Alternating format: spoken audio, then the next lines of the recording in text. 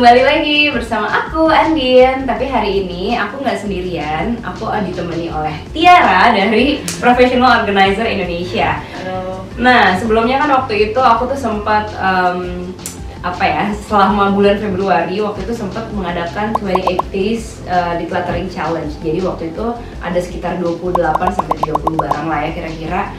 Karena aku mau declutter nih ceritanya. Cuman waktu itu aku mencoba untuk mendeclutter satu-satu, tapi kok barang tetap aja ada di rumah gitu kan. Terus udah gitu tetap banyak gitu barang-barangnya. Kemudian akhirnya aku sempet bikin IG live waktu itu bareng Tiara. Kenapa? Karena Tiara adalah organizer yang profesional gitu. Sementara aku gadungan banget gitu kan. Karena sebenarnya sudah beberapa waktu terakhir kepikiran banget ingin sekali decluttering gitu barang-barang yang ada di rumah. Kemudian ingin sekali bisa mengorganize segala sesuatu, karena kan ketika mungkin baru pindahan masih oke.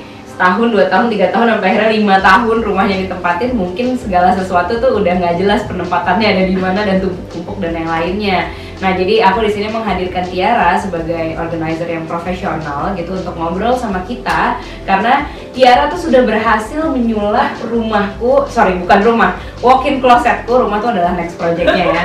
Jadi walk-in closetku untuk menjadi transformasinya tuh bener-bener luar biasa banget gitu ya. Tadinya tuh agak tapi sekarang udah bisa bernafas kembali. Nah, Tiara, aku pengen teman-teman tahu dulu deh mengenai decluttering. Jadi decluttering itu sebenarnya apa sih?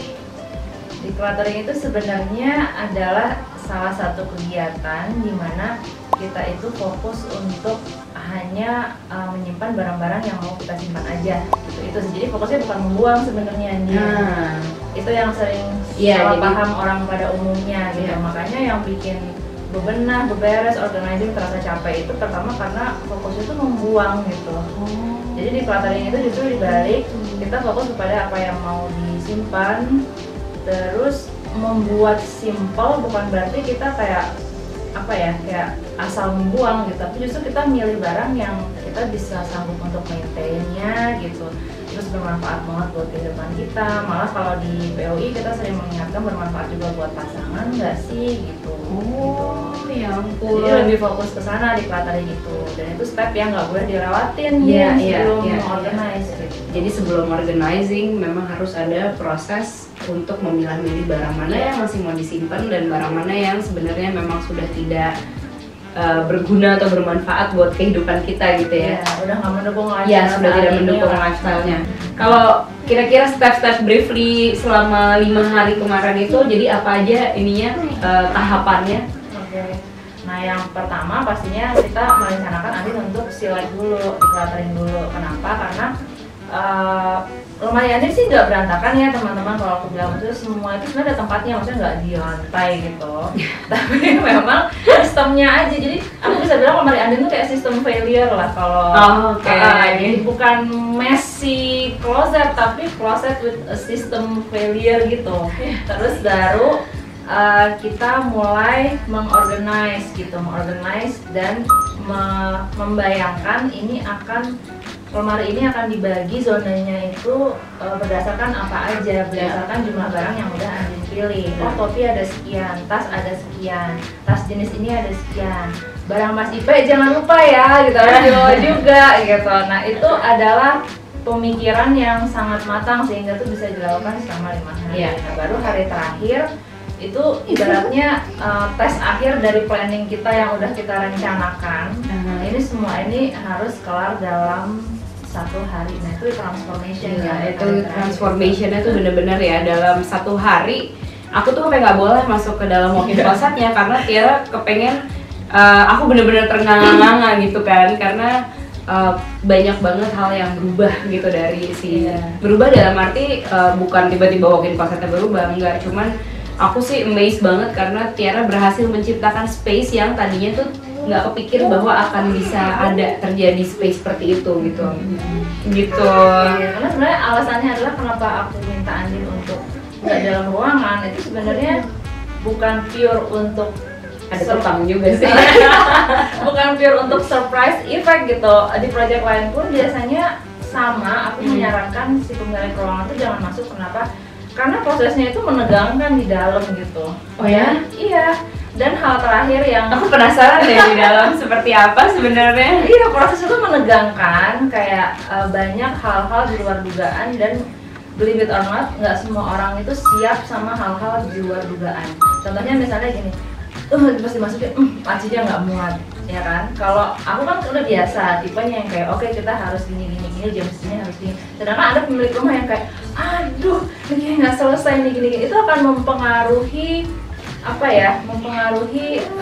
kinerja juga. Iya, juga. Jadi aku berusaha at the end of the day gitu kan, kamu bisa lihat hasil kerja kita gitu kan, mengapresiasi juga pekerjaan kita, dan tim juga nggak kayak bisa fokus ke pekerjaan gitu.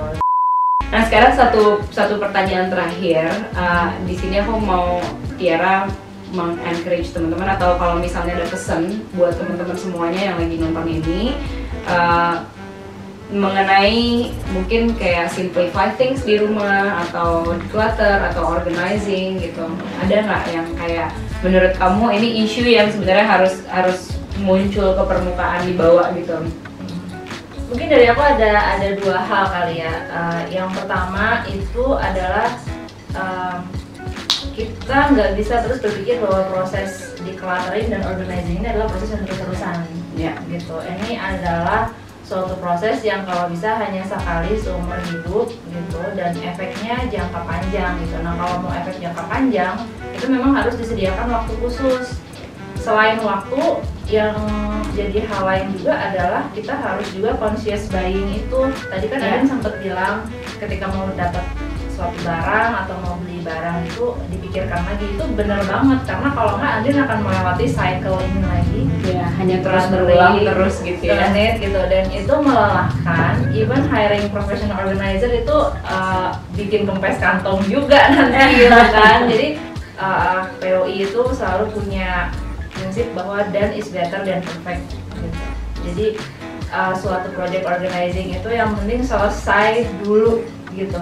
Kalau kurang misalnya tempat aksesoris masih kurang perfect, ada mungkin sesuatu yang perlu dibeli atau warnanya kurang senada gitu kan, jangan sampai kita terjebak sama hal yang related sama beautifying, pengen perfect tapi nggak done gitu. Jadi done is better than perfect, teman-teman. Sebaiknya dimulai dan diselesaikan.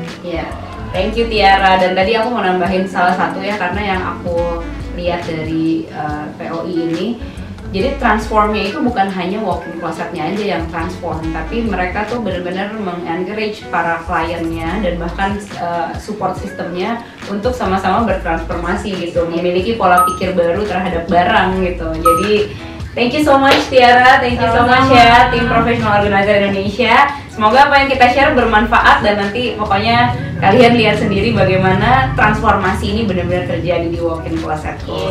Yay, can't wait for the next project. Thank you ya. Bye.